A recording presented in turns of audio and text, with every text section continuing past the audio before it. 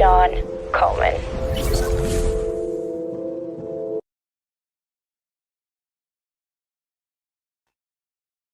So 2 episodes back, I talked about the idea of an agile island, and I'll just give a quick summary. Sometimes you need to do uh, something really radical when it's really difficult to make progress. And on an island, you'd aim for volunteering. You'd be inviting people, and even after you've invited people, once they've been trained on the way this might work, there'd be informed consent. So people would be signing up for what this is going to be, and teams would self-design. People would the expectation would be set that people would be pairing, swarming, mobbing, collaborating, whatever way, but not just sticking their headphones on. There's times for doing that, but an expectation of a lot of cooperation and collaboration. And there'd be freedom for teams to pick any agile approach and the latest technical practices. There'd be a system for horizontal growth, so you get recognized for the number of skills you have, so you can grow horizontally. You don't need to go up to get extra pay and stuff like that.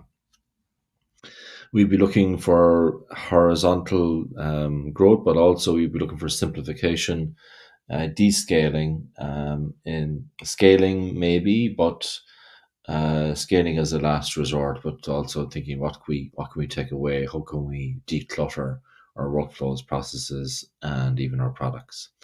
We'd be working with executives on how they can ask better questions. So in terms of the executives that would come on to the island, it would be really important that they were absolutely bang on message in terms of agility.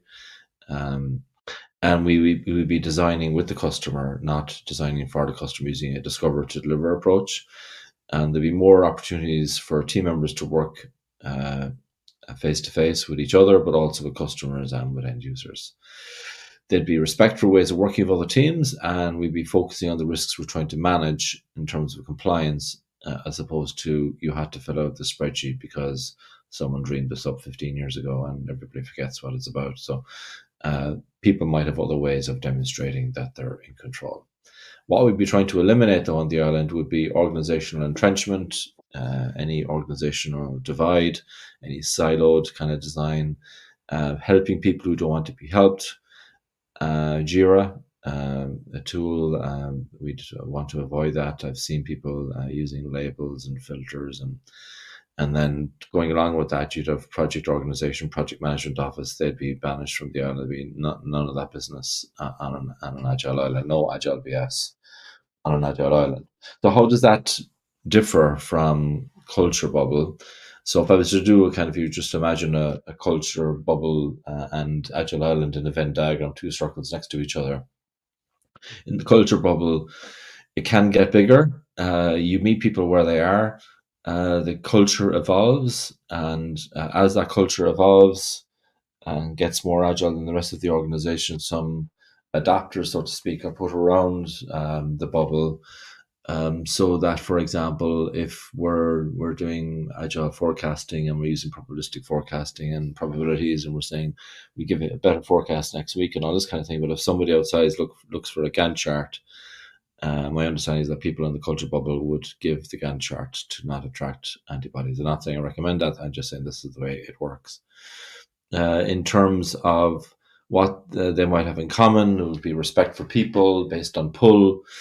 Growth would be needed for survival of the bubble, and it would be based on volunteering. And it's not a silo. It's not like a function or a department that operates agility on its own.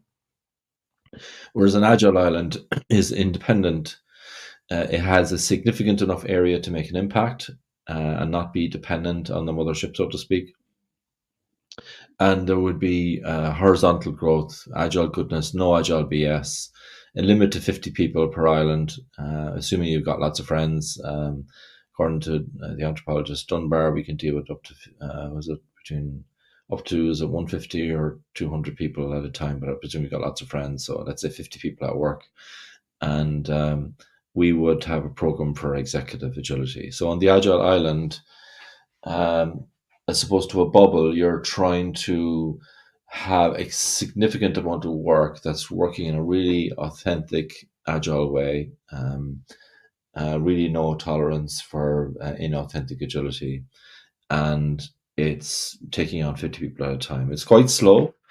So you might do 50 people first, and then you say, okay, could be a bit of a mess for a while, and then 6 months later you might take on another 50, and then next year you might take on 100, and so on. Or you could grow additional islands. You don't have to make that island bigger. You could just grow additional islands. Okay, so this isn't really a new idea. Like I mentioned, Michael Sahota had the culture bubble for a while, and it's kind of building on Michael Sahota's idea, and also building on the parallel organization guide from Les. And there's a case study. People don't realize there's a thing called huge, less huge. So there's less large scale Scrum, there's less huge, and there's huge, less huge. I only found out about it when I was trained on that.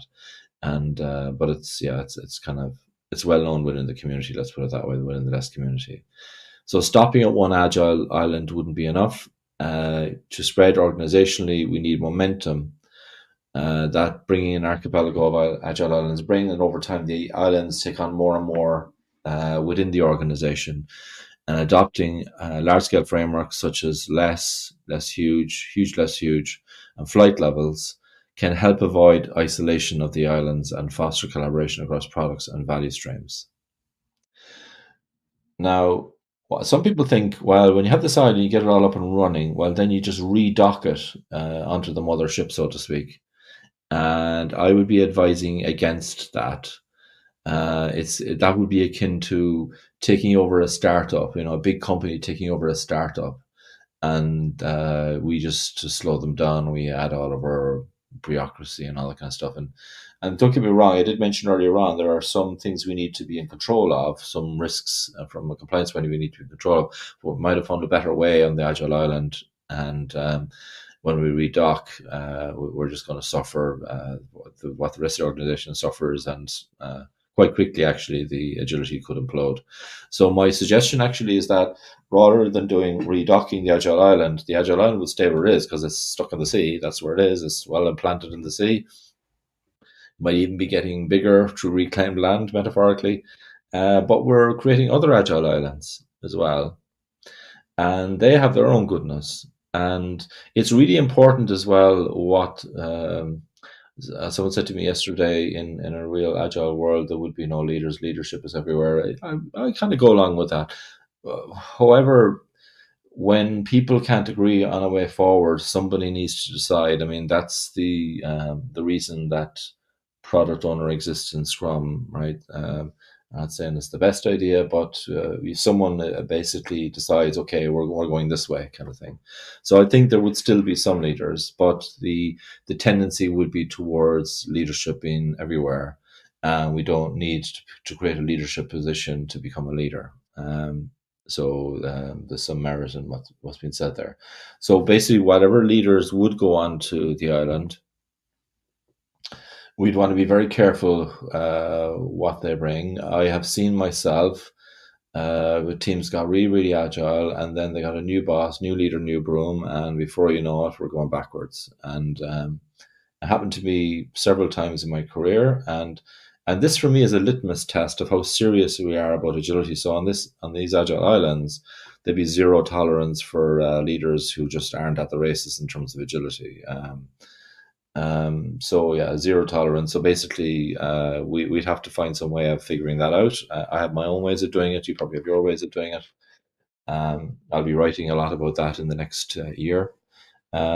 And also we'd be coaching whoever comes onto those islands as well. So it's crucial that if an island does well and the lead, let's say there's a leader on that island, they get promoted. Now they're in charge maybe a few islands in an archipelago, so to speak, an archipelago that's building.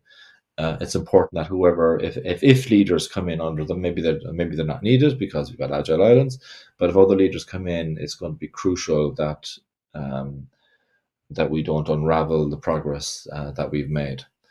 Now, I mentioned less and I mentioned flight levels. Why those two? It could be other patterns as well, but they would need to be authentic. Nexus would be a decent pattern, but Nexus is limited to 9 teams. There's Nexus Plus, but it gets a bit messy. There's not much support for it. I have actually done case studies with Nexus Plus. So my preference would be go if Scrummy world, it would be less. But I actually gave a talk about doing less with Kanban back in November at Less Matters.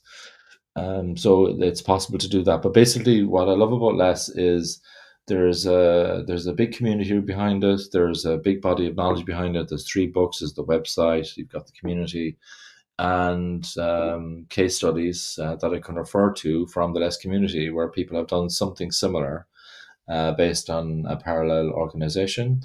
And why flight levels? Because with flight levels, when I interviewed Klaus on the Exagility podcast, one of the things that really struck me was that he talks about flight levels being the glue between agile islands.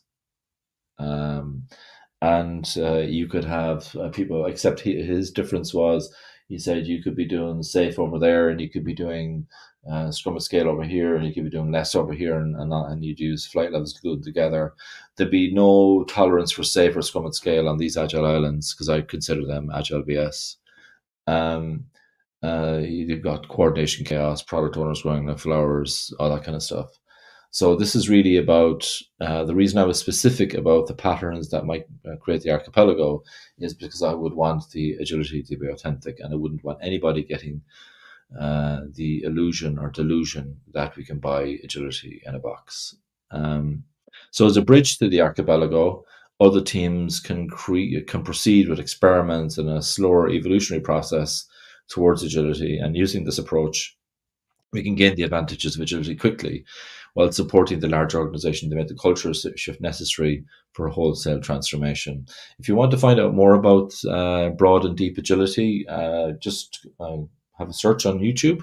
What is broad and deep agility? And I gave a talk a few years ago on that. So if you want to check that out. In other words, you get different levels of agility in the organization. You've got the agile islands and you've got the mothership. And how does that all work together? Okay. Thank you and have a good day.